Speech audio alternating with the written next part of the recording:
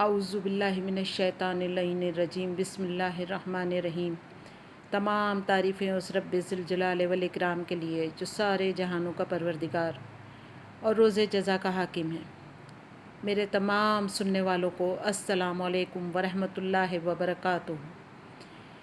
آج ہم لوگ مل کر جس چیز کے متعلق، جس کی اہمیت کے متعلق مل کر پڑھیں گے اور سنیں گے، وہ ہے صدقے کی اہمیت اور فضیلت۔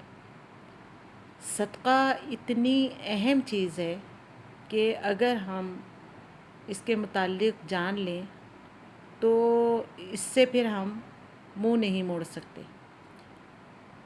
آیات و روایات بہت زیادہ صدقے کے متعلق ہیں۔ صدقے کے لیے کہا جاتا ہے کہ صدقہ پہلے خدا کے ہاتھ میں جاتا ہے، پھر سائل کے پاس جاتا ہے۔ روایت میں ہے کہ امام صادق علیہ السلام اللہم صلی علی محمد و آل محمد رات کو جا رہے تھے اور فقیروں کو بانٹ رہے تھے۔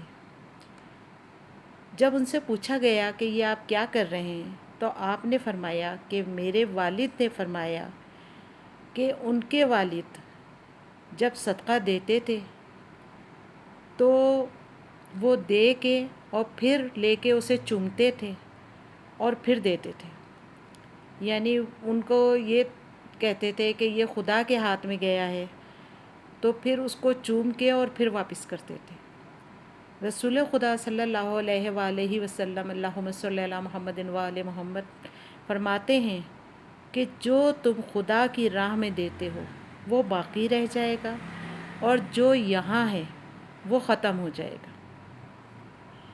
یعنی جو چیز بھی ہم خدا کی راہ میں دیں گے وہ ہمیں لیے روز جزا تک باقی رہے گی۔ ظاہر ہے دنیا کی ہر چیز کو ختم ہو جانا ہے، لیکن صدقہ ایسی چیز ہے جو بعد تک باقی رہتا ہے۔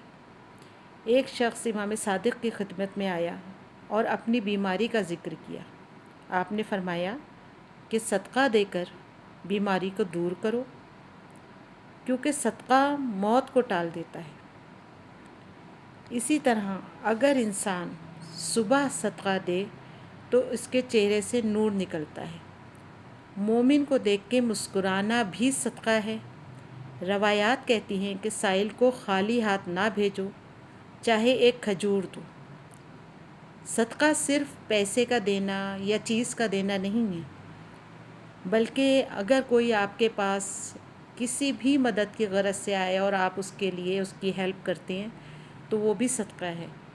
اسی طرح اگر کوئی آپ کے لیے پاس مشورے کے لیے آتا ہے اور آپ اسے مشورہ دیتے ہیں اور بہترین مشورہ دیتے ہیں تو یہ بھی ایک طرح کا صدقہ ہے۔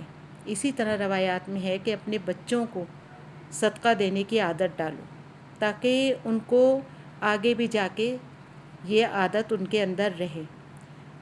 ہم جانتے ہیں کہ ہمارے مولا کائنات علی ابن ابی طالب اللہم صلی علی محمد و آل محمد نے رکوع کی حالت میں زکوٰۃ دی۔ ایک سائل آیا امام حسین کے پاس، امام نے دیوار کے پیچھے سے صدقہ دیا۔ آپ نے پوچھا کہ کیوں، آپ نے اس طرح سے کیوں دیا؟